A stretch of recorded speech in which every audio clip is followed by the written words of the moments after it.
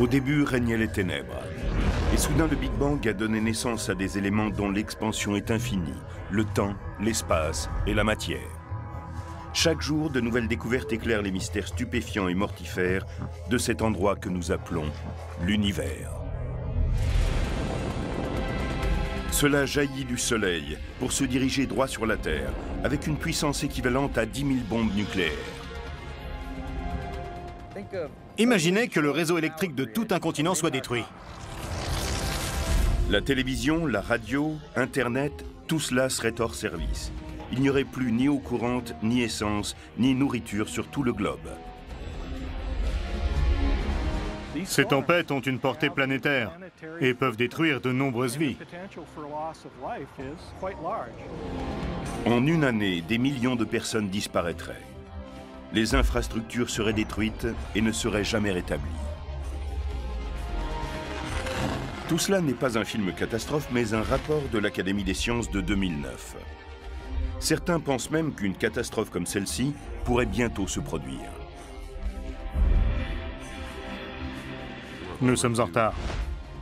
Pourquoi le magnétisme solaire est-il aussi dévastateur et si mal compris? Que faire pour échapper à une tempête magnétique?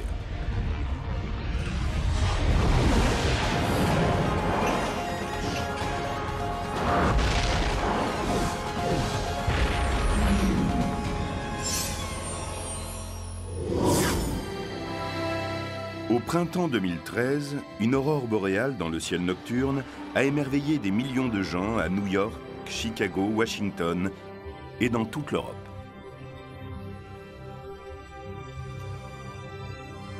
Ces aurores sont le résultat d'une éjection de masse coronale, ou CME. Ce sont d'énormes explosions qui découlent de l'activité magnétique du Soleil. L'immense champ magnétique crée à la surface du Soleil comme une explosion, dont la puissance énergétique est de 10 à 25 joules. C'est 100 millions de fois plus que le plus grand système nucléaire jamais créé par l'homme.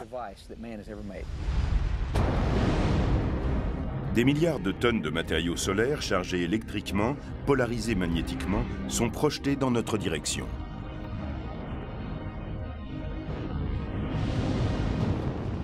Ces masses de matériaux font environ 160 000 km de large, soit un tiers du Soleil. C'est comme prendre l'état du Mississippi et l'envoyer en direction de la Terre à une vitesse d'environ 1,6 million de km/h. Les spécialistes du Centre spatial Goddard de la NASA observent les explosions solaires. Mais une éjection de masse coronale se déplace plus vite que prévu. 90 secondes après que la population a aperçu l'aurore boréale, la plupart des continents seraient plongés dans le noir. La tempête magnétique enverrait de très hauts voltages à travers les lignes électriques.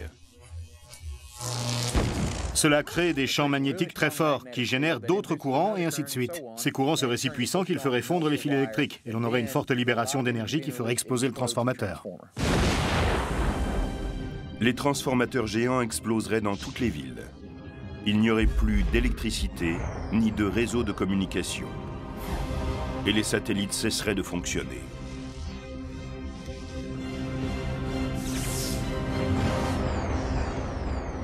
Plus de téléphone, plus de télévision, de radio, d'Internet. Toutes les infrastructures seraient touchées. On ne pourrait plus communiquer, il n'y aurait plus rien. Et l'électricité ne reviendrait pas.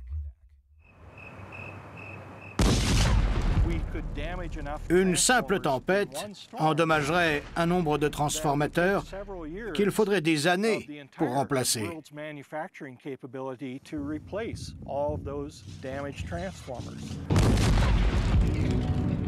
Sans courant, les infrastructures s'effondreraient. C'est en premier lieu l'eau qui manquerait. Sans électricité pour la pomper, les villes cesseraient d'être alimentées en une journée. Les pompes à essence et les stations-service seraient à sec. Sans carburant, les transports s'arrêteraient dans tout le pays et la nourriture manquerait dans les supermarchés. La population ne pourrait plus quitter la ville. Les cartes de crédit, distributeurs de billets, sans connexion électrique, ne fonctionneraient plus. Pas d'électricité, pas d'essence, pas de nourriture, pas d'eau. et pour une durée indéterminée. Imaginez que le réseau électrique de tout un continent soit entièrement détruit. On retournerait à l'âge de pierre. Et il n'y aurait aucune aide à espérer. La tempête magnétique aurait tout détruit.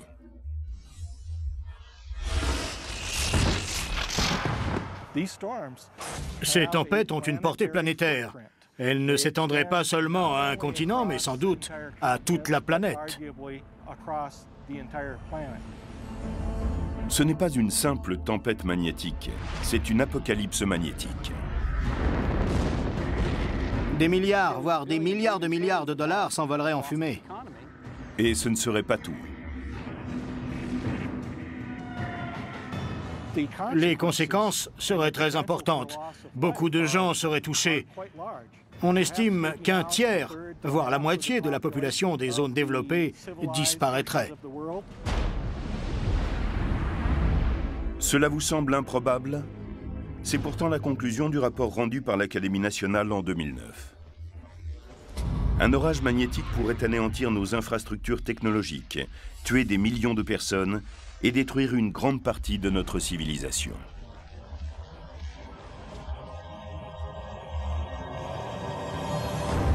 Il ne s'agit pas de simples spéculations. En 1989, une tempête magnétique solaire a entièrement privé d'électricité le Québec, plongeant dans le noir toute une province du Canada. Et il ne s'agissait que d'un petit événement. Au cours des 30 dernières années, on a pu observer des tempêtes 10 fois plus importantes que celles de 1989. Une nouvelle génération de satellites solaires a révélé l'ampleur de ces explosions, ainsi que notre vulnérabilité. Notre société n'est pas préparée à un arrêt de ces équipements à long terme.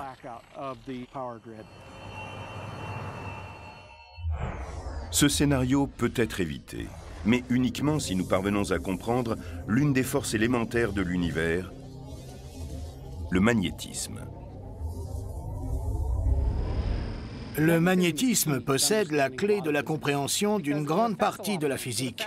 Il influence la façon dont les étoiles s'agrègent, dont les galaxies se forment et dont les trous noirs s'effondrent.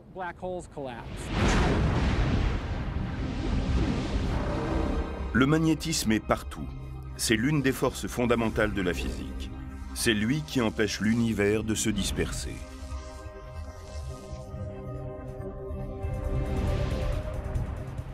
Les physiciens ont identifié 4 forces fondamentales dans la nature. Il y a une force nucléaire puissante qui maintient les atomes ensemble, une force nucléaire plus faible qui maintient également ensemble particules et atomes, et la force de gravité qui nous est familière.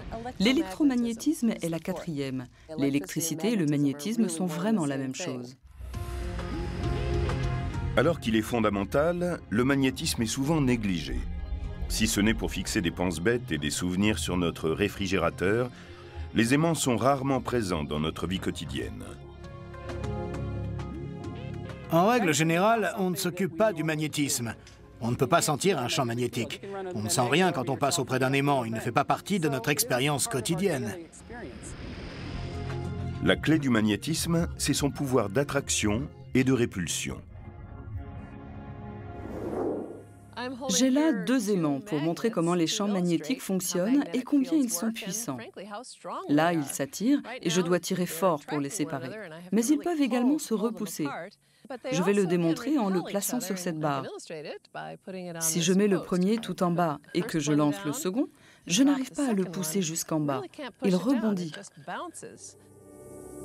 En fait, la seule chose qui empêche les gens de traverser les murs ou les sols, c'est le magnétisme. Les molécules et les atomes sont très petits, et l'espace entre les atomes est très grand. Au niveau atomique, presque tout est constitué d'espaces vides. Dans un noyau, la distance entre les électrons en orbite autour d'un proton est immense. Regardez ce ventilateur. On considère ses pales comme des électrons et son centre comme le noyau. On peut passer au travers lorsqu'il est immobile. Il n'est pas entièrement dur. Qu'est-ce qui le rend imperméable? L'attraction magnétique entre les électrons chargés négativement et les protons chargés positivement. L'attraction s'en saisit et les fait tournoyer. S'ils tournent très vite comme les pales de ce ventilateur qui représentent les électrons autour d'un atome, ils rebondissent. C'est pour cette raison qu'on ne s'enfonce pas dans le sol et qu'on ne traverse pas les murs.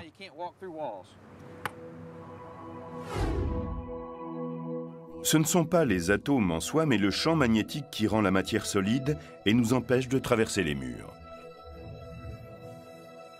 La force magnétique attire et repousse le long de ces lignes de champ. Prenons cette barre aimantée et plaçons au-dessus une feuille de papier avec de la limaille de fer. Celle-ci se place d'elle-même sur les lignes de champ venant de l'aimant.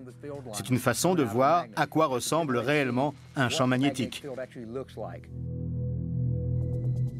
Les voies d'une autoroute sont également une manière d'illustrer les lignes de champ magnétique. La circulation vers le sud ne croise jamais la circulation vers le nord. Les lignes d'un champ électromagnétique sont comme les voies d'une autoroute. Les voitures se déplacent le long des voies, le long de l'autoroute. De même, si l'on observe la surface du Soleil, on voit de superbes arcs qui représentent les lignes de champ le long desquelles le plasma peut s'écouler. Mais à la surface du Soleil, ces lignes sont très puissantes et mortelles. Imaginons une voie qui s'ouvrirait au milieu de notre autoroute entre les circulations nord et sud.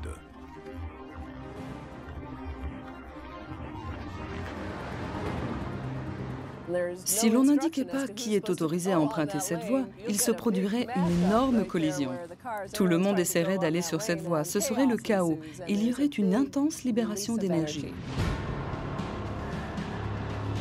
Imaginez maintenant que cette voie rapide soit sur le Soleil et que les voitures mesurent 30 000 km de long. Les énormes collisions de matière incandescente fileraient tout droit vers notre planète. C'est ce qu'on appelle une éjection de masse coronale, ou CME. Une CME est gigantesque.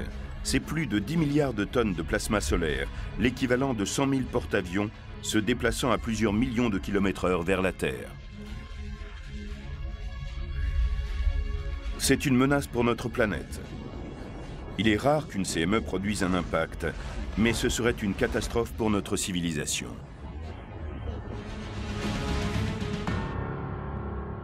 Il suffit d'une grosse tempête pour que nous connaissions un désastre technologique. On a pris conscience de l'ampleur de cette catastrophe grâce aux avancées des études sur le Soleil. En recueillant de nouvelles informations grâce aux satellites, nous pourrions peut-être prévoir la prochaine explosion d'une tempête magnétique.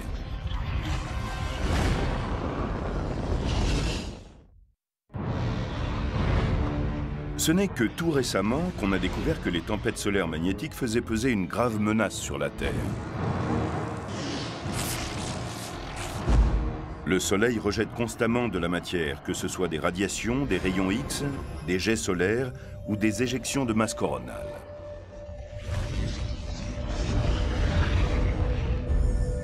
Si nous ne sommes pas régulièrement touchés, c'est que la Terre est protégée. La Terre possède autour d'elle un immense champ magnétique. S'il arrive un jet solaire ou une projection de masse coronale, nous sommes sauvés par notre champ magnétique. C'est notre armure. Imaginez que ce globe soit la Terre et ce fusil, le Soleil. Celui-ci libère de puissantes explosions en direction de la Terre, régulièrement, à quelques jours d'intervalle. Mais la planète possède un bouclier protecteur, comme une feuille de plexiglas qui la protège des impacts du fusil.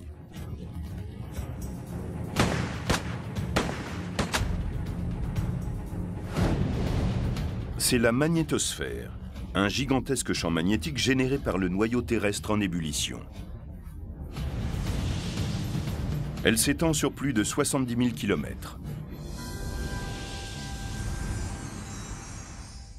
Tout comme un anneau aimanté repousse un autre anneau, la magnétosphère de la Terre repousse le plasma magnétisé du Soleil. 1 milliard de tonnes de plasma bouillant et électriquement chargé frappent notre planète et normalement se répand autour d'elle. Le bouclier